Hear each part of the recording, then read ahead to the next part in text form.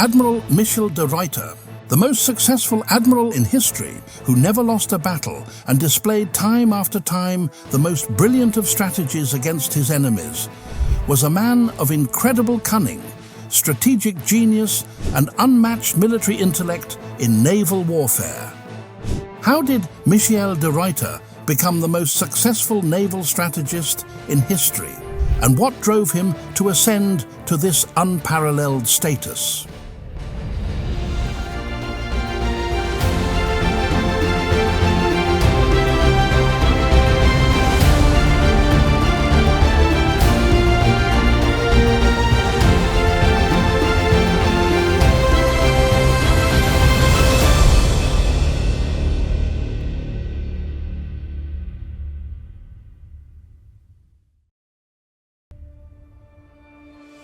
Michiel de Ruyter was born on March 24, 1607, in Vlissingen, the Netherlands, into a family of modest means.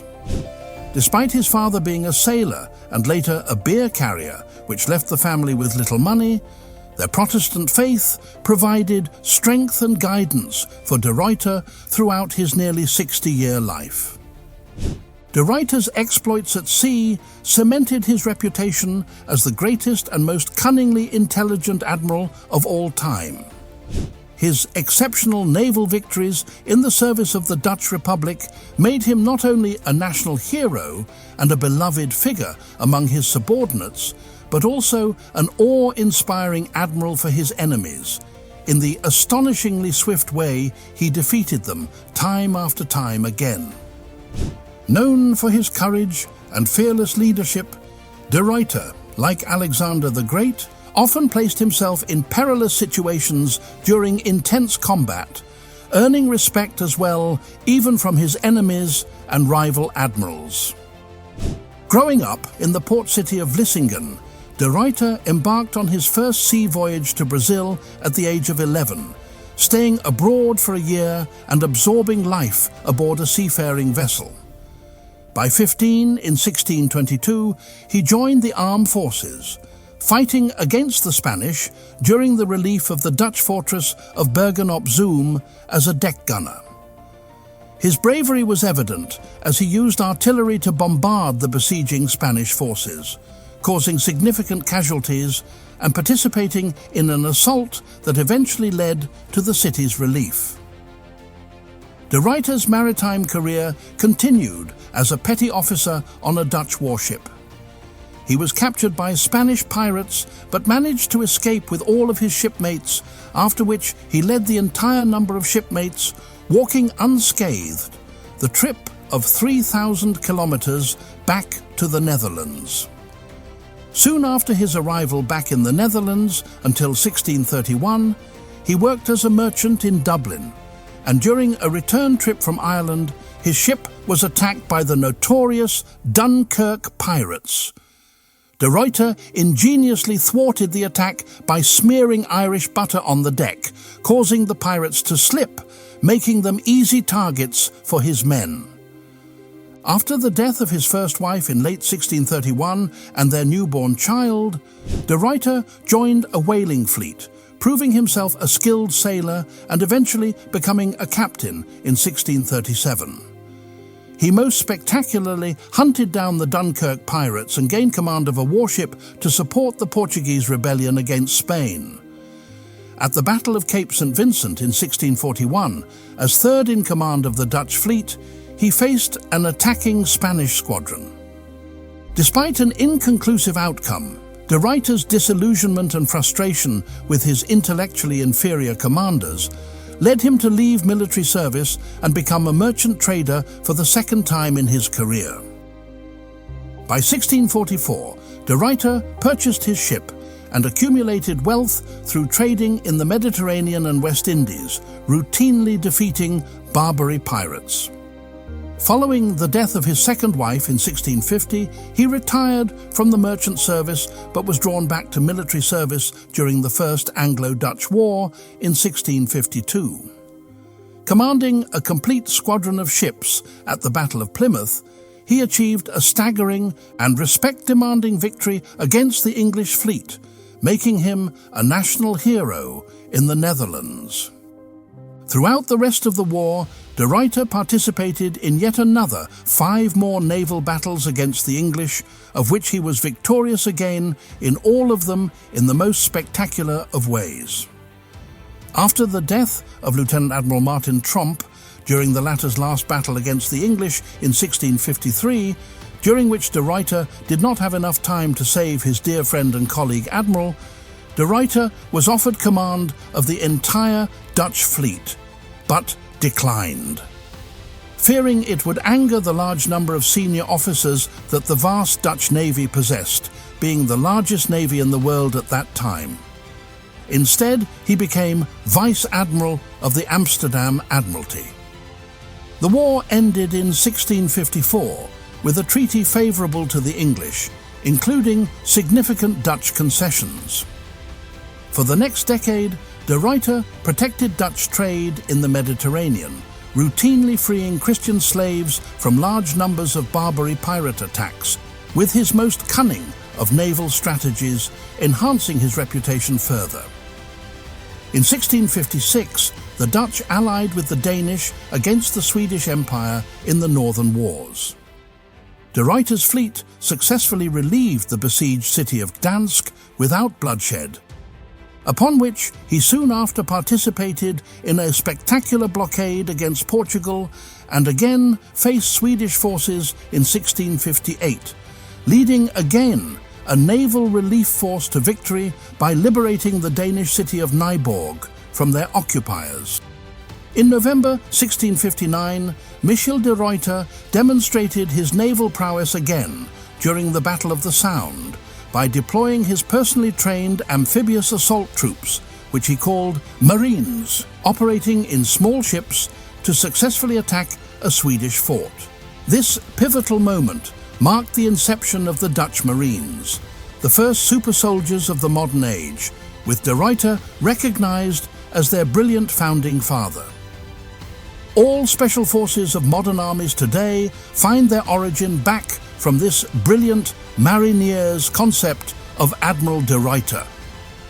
By 1664, de Ruyter was again engaged in the conflict against the stubborn English off the coast of West Africa, where he swiftly and decisively recaptured Dutch forts previously taken by the English in the wake of his absence. His relentless spirit saw him crossing the Atlantic in 1665. Upon learning of the outbreak of the Second Anglo-Dutch War, de Ruyter launched an assault on English forts in Barbados.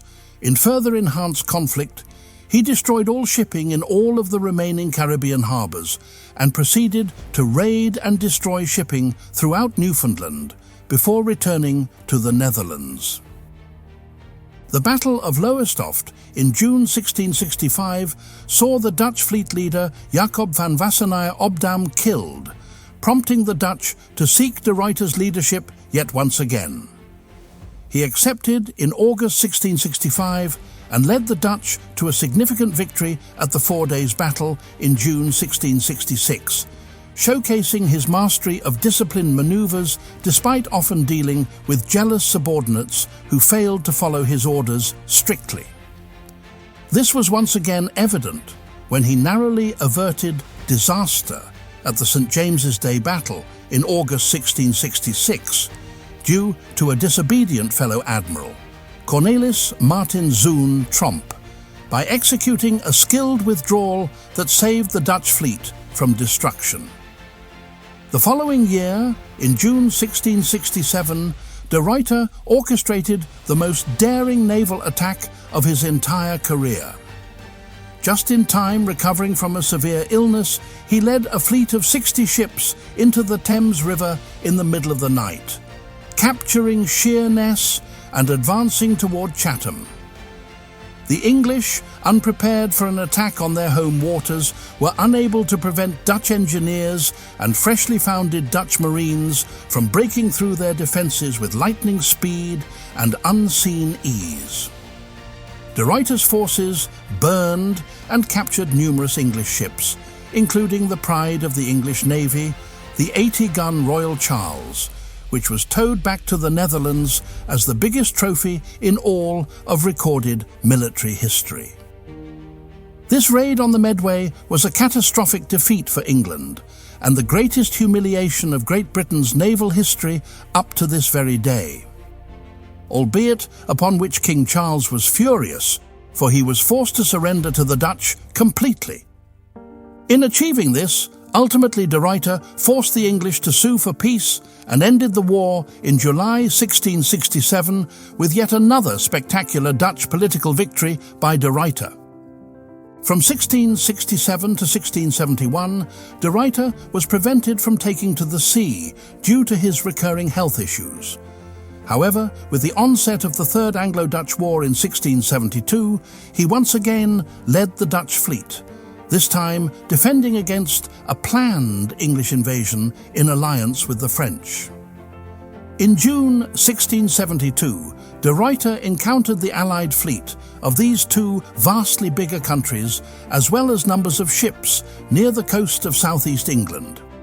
De Ruyter's superior strategic prowess, however, forced both England and France to withdraw after a costly battle, although outnumbering the Dutch by 4-1 and leading the Allies to abandon their blockade plans for Holland.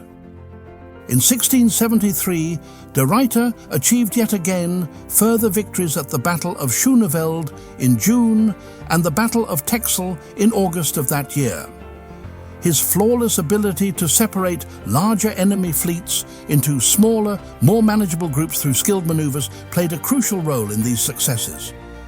By 1674, the English withdrew from the war and a peace treaty was signed, leaving the French to fight alone against the Dutch. De Ruyter's final years saw him command a joint Dutch-Spanish fleet in defense of Naples at the Battle of Stromboli in January 1676. Although the battle ended indecisively due to being outnumbered 7-1, he clashed again with the French, being outnumbered more than 20-1 this time at the Battle of Augusta 3 months later, where he was mortally wounded by a cannonball ripping his leg clean off just below the knee and receiving huge wooden splinters through his longs. He succumbed to his fatal injuries within the hour due to sheer blood loss and trauma in the early afternoon of April 29, 1676. As soon as his flagship 7th Provinces signalled that de Ruyter was dead, the battle was stopped immediately by the French Admiral-in-Chief out of sheer respect for his fallen Dutch colleague. Therefore, within the next 2 hours of his death, the complete French fleet stood in utter silence on their decks, saluting de Ruyter as he passed by the French fleet of ships one by one, during the safe passage home that was granted upon the news of his death by the French Supreme Admiral Abraham Duquesne.